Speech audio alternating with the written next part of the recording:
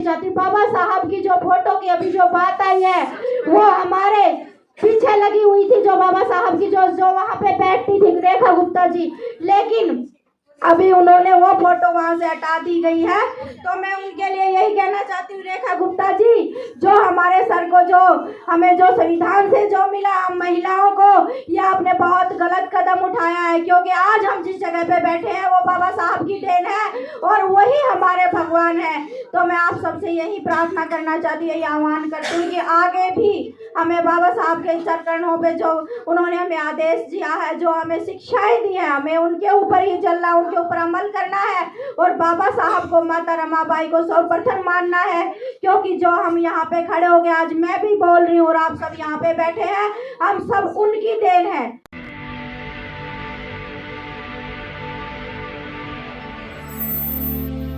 तमाम महापुरुषों के चरणों में नमन करती हूँ, जिन्होंने दबे कुचले शोषित वर्ग को आगे करने के लिए प्रयास किया है और हमारी नारी शक्ति माता रमाबाई, सावित्रीबाई फुले, फूलन देवी वीरांगनाओं को आज मैं नमन करती हूँ कि आज हम उन सब की वजह से यहाँ हैं।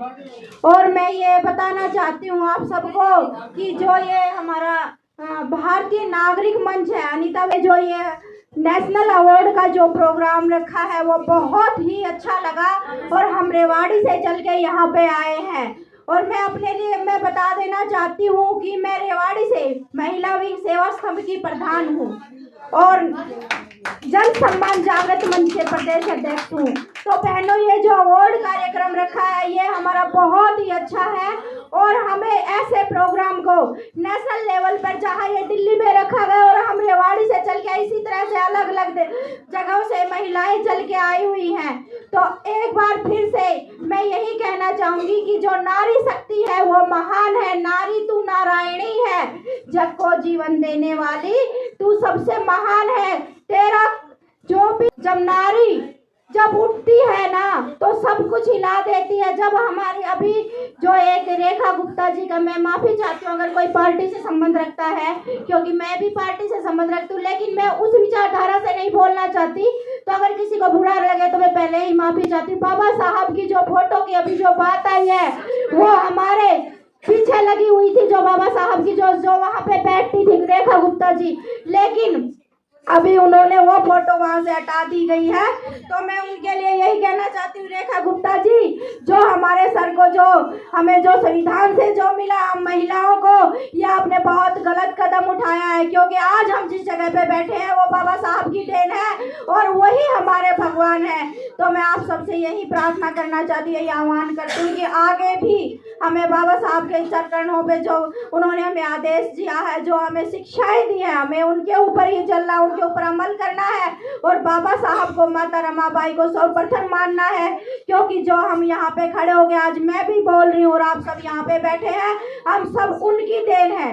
तो यही आप सभी बहनों से, उन्होंने एक तस्वीर हटा के सामने से, इस बात के लिए हम भी तो मैं आप ये बात में जहन में, जब मैं घर से चली, जब मैं रेवाड़ी से चली कि मैं दिल्ली जा रही हूँ, तो मुझे इस बात के लिए बहुत ही दुख हो रहा था कि उन्होंने वो तस्वीर वहाँ से नहीं हटानी चाहिए थी और हमने इसका बहिष्कार भी कर रहे हैं कि हम एक नारी शक्ति हो के, बाबा साहब ने हमें अधिकार दिया था और उनकी अधिकार की बदौलत ही आज हम मुख्यमंत्री बन पाए हैं रेखा गुप्ता जी। तो मैं वही कहना चाहती हूँ कि आप सब नारी शक्ति अवार्ड आज जो ले रही हैं, ये सब बाबा साहब की देन है और हमें इस बात को कतई नहीं भूलना चाहिए कि जो उन्होंने हमें दिया, ये सिर जो हम आज ऊंचा करके बोल रहे हैं, वो बाबा साहब संविधान की देन है।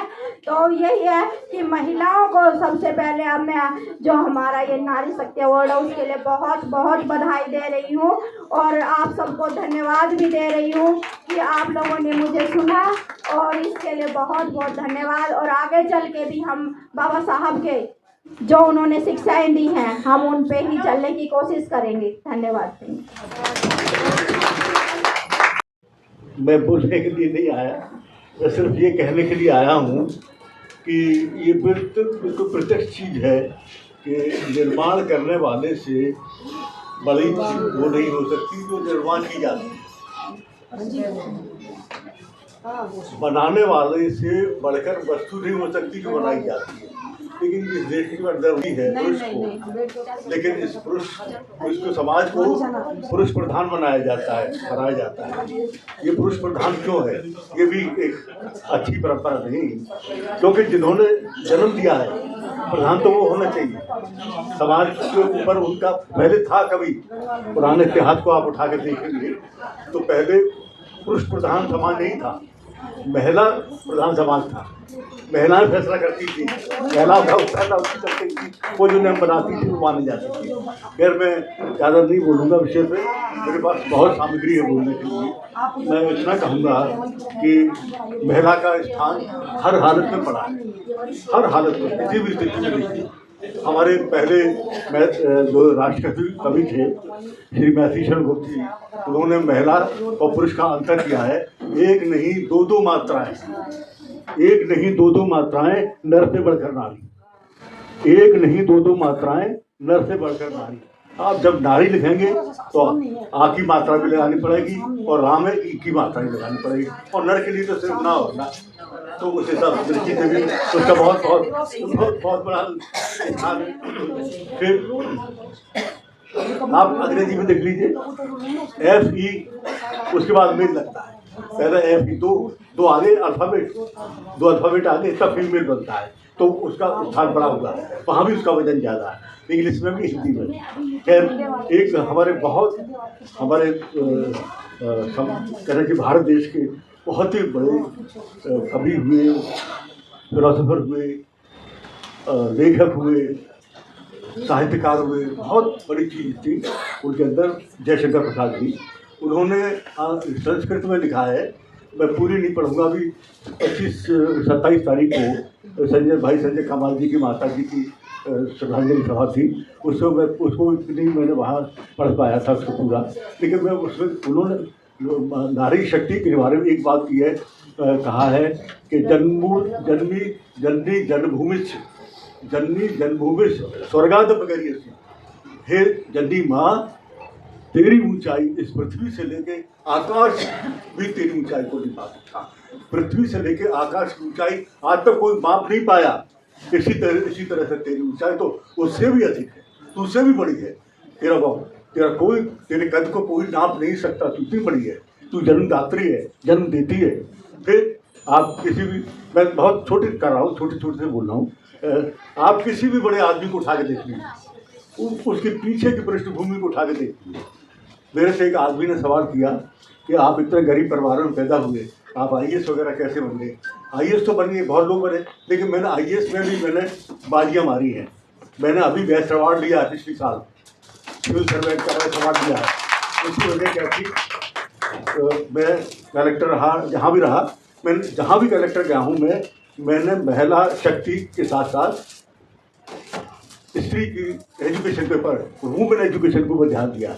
और जहाँ भी गया, जिस डिस्ट्रिक्ट में भी गया हूँ मैं, पिछले भी रिकॉर्ड है मेरे, मैंने स्कूल महिलाओं के लिए पहले खुलवाए।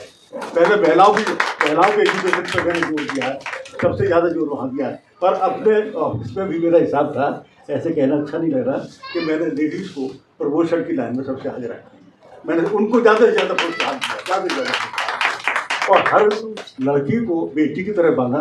हर थोड़ी सी सीनियर ऑफिसर होती थी लेडी, उसको अपनी बहन की तरह ट्रीट किया, कभी बुरी दृष्टि नहीं की दिमाग में। खैर, यहाँ मैं एक बात ये कहना चाहता हूँ कि जितने भी महान व्यक्ति हुए हैं, नेपोलियन बोनापार्ट से पूछा कि उसने पूरी दुनिया फतेह कर दी, कि ये प्रेरणा तुम्हें कहाँ से मिली कि तुम पूरी दुनिया को फतेह करो?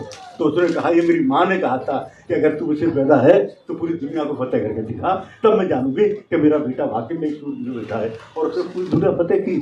सिकंदर के लिए भी ये कहा जाता है, हर बड़े व्यक्ति के पृष्ठभूमि में आप जाएंगे तो वहाँ माँ का रोल होता है। माँ का रोल कई तरह है। सबसे पहले जन्मदात्री है, जन्म दिया, उसके बाद फिर नीचे आ जाती है बहुत कैटेगरी है, चाची है, भाभी है, माई है, ताई है, सारी बुआ है, सब। उसके बाद सबसे फिर लास्ट में स्त्री का आता है, पत्नी का रूप। एक माँ के रूप में कितना बड़ा रोल अदा किया है। पहली पाठशाला है, फिर प्रथम पाठशाला। मैं अपने बारे में जब मुझे पूछा तो हमने कहा हम 10 बहन भाई थे, 6 भाई थे, हम 4 बहन।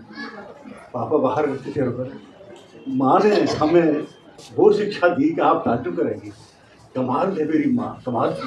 का बाद मैं आज उसको सलाम करता हूँ कि शाम के टाइम पर हमको बैठा देती थी छोटे छोटे पहले 2 कैटेगरी को ख़त्म करना और जो है ना बड़े को पास, और वो कहती थी खाना जब मिलेगा जब मुझे होम वर्क दिखाओगे करके। इस तरह से हम सारे बहन भाई पढ़ गए क्योंकि माँ का डर था कि होम वर्क दिखाएंगे तभी खाना मिलेगा, और हम मजबूर होते थे। और कोई भी मेरा बहन भाई ग्रेजुएट से नीचे होती था तो आइए बने, एक थोड़े डॉक्टर बने तो थोड़ी 2 प्रिंसिपल बने। तो मैं आपसे ये कहना चाह रहा हूँ कि जिस तरह से हम कह रहे हैं हमें खुद भी प्रैक्टिकल में महिलाओं के प्रति सॉफ्ट कॉर्नर रखना चाहिए, उनका कुछ सम्मान रखना चाहिए। अगर आपको लगता है कि हमारा काम बहुजन समाज के लिए महत्वपूर्ण है तो आप हमें आर्थिक सहयोग के लिए सीन दिखाए गए QR कोड स्कैन और फोन पे और गूगल पे और UPI और बैंक अकाउंट में कर सकते हैं। फोन पे, गूगल पे 9250529129, UPI 9250529129@YBL। Bank account state bank of India AC 104299462008, IFSC code SBIN 00066563। आपका छोटा से छोटा सहयोग समाज और हमें और मजबूत करेगा, जिससे हमें बहुजन पत्रकारिता में और निष्पक्ष बनाने में मजबूत करेगा। जय भीम, जय भारत।